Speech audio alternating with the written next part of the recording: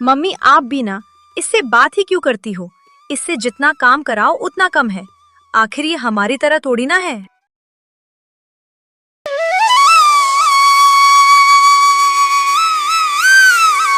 एक छोटे से गांव में जहां हर घर की अपनी एक कहानी थी, वहीं एक घर ऐसा भी था जहां प्यार और नफरत एक ही छत के नीचे रहते थे। उस घर में रहती थी कमला, एक सौतेली माँ। उसकी अपनी एक बेटी थी, पायल, और दूसरी थी गुड़िया। गुड़िया की माँ का देहांत कई साल पहले हो चुका था और उसके पिता रामलाल ने अकेलेपन से हारकर कमला से शादी कर ली थी। शुरुआत में सब ठीक था, लेकिन जैसे जैसे समय बीता, कमला का असली चेहरा सामने आने लगा। अरे ओ गुड़िया, कहाँ मर गई तू? इतनी देर से क्या कर रही है? घर का काम खत्म हुआ कि नहीं? या फिर आज भी बहाने बनाकर बैठ जाएगी? माँ, मैं तो सुबह से ही काम कर रही हूँ। आंगन साफ कर दिया, बर्तन भी धो दिए, बस खाना बनाने जा रही थी। अरे वाह, बड़ी आई काम करने वाली। इतना सा काम करके एहसान जता रही है। मेरी पायल को देख, वो तो रानी की तरह रहती है। और तू तो बस काम करने के लिए ही इस घर में है। मम्मी आप भी ना, इससे बात ही क्यों करती हो? इससे जितना काम कराओ उतना कम है। आखिर ये हमारी तरह थोड़ी ना है। शाम को रामलाल घर लौटे। उन्होंने गुड़िया को देखा, थकी हुई, उदास। गुड़िया बेटा, क्या हुआ? तू इतनी चुप क्यों है? पहले तो तू मुझे देखते ही दौड़ कर आती थी, आज क्या बात है? कुछ नहीं पिताजी, बस थोड़ा थक गई हूँ। अरे आप भी ना जी, ये तो हमेशा नाटक करती रहती है। काम करने से जी चुराती है और फिर ऐसे मुंह बना लेती है। रात को सब सो गए, लेकिन गुड़िया छत पर बैठी आसमान को देख रही थी। माँ, आप क्यों मुझे छोड़कर चली गई? अगर आप होती ना, तो शायद मुझे इतना दर्द नहीं सहना पड़ता। मैं भी पायल की तरह हंसती, खेलती। लेकिन अब तो लगता है जैसे मैं इस घर में सिर्फ बोझ हूँ। गुड़िया थी जिंदगी में अभी सिर्फ दर्द था, लेकिन किस्मत कब पलट जाए कोई नहीं जानता। जहां एक तरफ गुड़िया हर दिन दर्द सह रही थी, वहीं दूसरी तरफ उसकी किस्मत चुपचाप एक नया मोड़ लेने की तैयारी कर रही थी। सुबह का समय था। गुड़िया हमेशा की तरह सबसे पहले उठी। वो चुपचाप रसोई में काम कर रही थी, आटा गूंथना, चाय बनाना, बर्तन साफ करना। तभी कमला गुस्से में रसोई में आई। गुड़िया, मैंने तुझसे कितनी बार साफ साफ कहा है कि मुझे काम में जरा भी ढिलाई बिल्कुल पसंद नहीं है। अगर तू इस घर में रहना चाहती है तो तुझे हर एक काम बिल्कुल समय पर, बिना किसी गलती के और बिना किसी बहाने के पूरा करना होगा।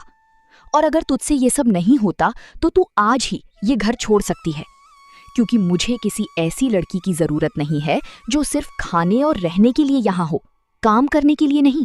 माँ, मैं सच में हर रोज पूरी कोशिश करती हूँ कि आप मुझसे कभी नाराज ना हो। मैं सुबह सबसे पहले उठती हूँ और रात सबसे आखिर में सोती हूँ। मैंने कभी अपने लिए कुछ नहीं मांगा, कभी किसी चीज की शिकायत नहीं की। बस इतना चाहती हूँ कि आप मुझे भी अपनी बेटी की तरह थोड़ा सा अपनापन दे दें। लेकिन शायद मेरे नसीब में वो भी नहीं लिखा। अपनापन चाहिए तुझे? पहले ये तो देख कि तू उसके लायक भी है भी या नहीं। मेरी पायल ने कभी मुझसे इस तरह की बातें नहीं की। वो मेरी हर बात मानती है, मेरी इज्जत करती है। और तू तो बस सहानुभूति पाने के लिए ये सब नाटक करती रहती है। इस घर में तुझे वही मिलेगा जो तू डिजर्व करती है, और अभी तक तूने ऐसा कुछ किया ही नहीं कि तुझे प्यार मिले। गुड़िया के हाथ कांपने लगे, लेकिन उसने खुद को संभाला। गुड़िया चुप हो गई, उसकी आंखों में आंसू थे। तभी पायल अपने कमरे से बाहर आई। मम्मी आप भी ना, इस पर इतना ध्यान क्यों देती हैं? आपको बस इसे काम बताते रहना चाहिए और ये चुपचाप करती रहनी चाहिए, क्योंकि सच तो ये है कि ये इस घर में रहने के लायक ही नहीं है। अगर आप इसे थोड़ा भी प्यार दिखाओगी ना, तो ये खुद को हमारी बराबरी का समझने लगेगी, और मैं ये बिल्कुल भी बर्दाश्त नहीं करूंगी कि कोई मेरे बराबर खड़ा हो जो हमारी तरह है ही नहीं। दीदी, मैंने कभी खुद को आपके बराबर नहीं समझा। मैं तो हमेशा आपको अपनी बड़ी बहन मानकर ही इज्जत देती आई हूँ। लेकिन अगर किसी इंसान को सिर्फ इसलिए नीचा दिखाया जाए क्योंकि वो सौतेला है, तो उससे बड़ा अन्याय शायद दुनिया में कोई नहीं होता। मैंने आज तक आपसे कुछ नहीं छीना, फिर भी आप मुझसे इतनी नफरत क्यों करती हैं? पायल कुछ पल के लिए चुप हो गई, फिर मुंह फेर लिया। दोपहर का समय था।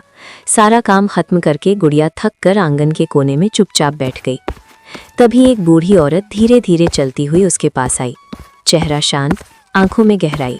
बेटी, मैं काफी देर से तुझे देख रही हूँ। तेरे चेहरे पर जो दर्द है ना, वो बिना कुछ कहे ही सब कुछ बता रहा है। इतनी छोटी सी उम्र में इतना बोझ, इतना अकेलापन। क्या तू मुझे बताएगी कि तेरे दिल में इतना दुख क्यों भरा हुआ है?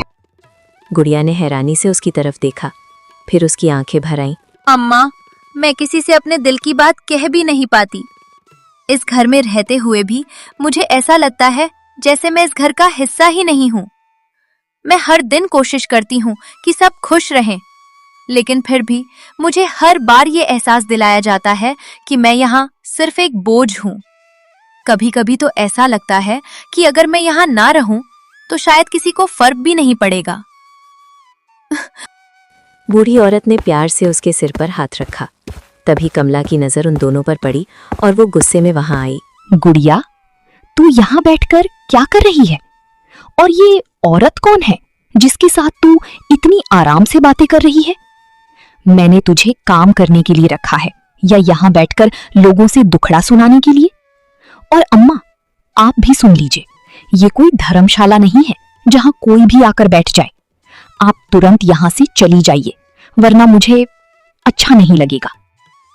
ठीक है बेटी, मैं चली जाऊंगी, लेकिन जाने से पहले इतना जरूर कहूंगी, इस दुनिया में जो इंसान दूसरों के साथ जैसा व्यवहार करता है, उसे वैसा ही फल एक दिन जरूर मिलता है। और समय आने पर हर किसी को अपने कर्मों का हिसाब देना पड़ता है। कमला थोड़ी देर के लिए चुप रह गई और बूढ़ी औरत ने एक बार फिर गुड़िया की तरफ देखा। उसकी आंखों में एक अजीब सी चमक थी। गुड़िया को नहीं पता था कि ये साधारण सी दिखने वाली बूढ़ी औरत उसकी किस्मत बदलने वाली है। अब आगे क्या होगा? क्या गुड़िया की जिंदगी में सच में बदलाव आएगा? जिस दिन से वो बूढ़ी औरत गुड़िया से मिली थी, उसी दिन से इस घर की किस्मत धीरे धीरे बदलने लगी थी। अगले ही दिन कमला सुबह उठी तो देखा घर में अनाज कम है, पैसे भी खत्म होने को है। ये क्या हो रहा है? घर में पैसे भी कम पड़ने लगे, ऐसा तो पहले कभी नहीं हुआ। पायल भी घबरा गई। मम्मी, कल तक तो सब ठीक था, अचानक सब कैसे बदल गया? मुझे कुछ समझ नहीं आ रहा। कमला को अचानक बूढ़ी औरत की बात याद आई। उसी समय आंगन में वही बूढ़ी औरत फिर से दिखाई दी। इस बार उसका रूप पहले से अलग था, चेहरे पर तेज था। कमला घबरा गई। तब तुम फिर से आ गई? तुम कौन हो और ये सब हमारे साथ क्यों हो रहा है? मैं वही हूँ जिसे तुमने अपमानित करके भगा दिया था, और ये सब तुम्हारे अपने कर्मों का फल है। मुझसे गलती हो गई। मैंने गुड़िया के साथ बहुत बुरा व्यवहार किया। मैं उसे अपनी बेटी नहीं मान पाई, लेकिन अब समझ आ रहा है कि वो ही इस घर की असली अच्छाई है। आज से तू मेरी बेटी है, सिर्फ नाम की नहीं, दिल से भी। गुड़िया, मैंने भी तुझे हमेशा नीचा दिखाया, लेकिन आज समझ आया कि तू हमसे कहीं ज्यादा अच्छी है। क्या तू हमें माफ कर देगी? माँ, दीदी, मुझे आपसे कभी नफरत नहीं थी। मैं तो बस आपका प्यार चाहती थी। अगर आज आपको अपनी गलती का एहसास हो गया है, तो मेरे लिए वही काफी है। बूढ़ी औरत मुस्कुराई और धीरे धीरे उसका रूप बदलने लगा। वो एक दिव्य रूप में बदल गई। कोई साधारण औरत नहीं हूँ, मैं तुम्हारे दिल की परीक्षा लेने आई थी। गुड़िया ने दया और इंसानियत दिखाई, इसलिए अब इसका जीवन खुशियों से भर जाएगा। उसने आशीर्वाद दिया और उसी पल घर की हालत बदलने लगी। घर में खुशहाली लौट आई। आज से तू मेरी बेटी है, सिर्फ नाम की नहीं, दिल से भी। अब हम दोनों बहनें हैं, सच में वाली। कमला ने गुड़िया को गले लगा लिया। पायल ने भी उसे पकड़ लिया। गुड़िया की आंखों में खुशी के आंसू थे। जिस घर में कभी नफरत थी, वहां आज प्यार बस गया था। कभी कभी एक छोटी सी अच्छाई पूरी जिंदगी बदल देती है।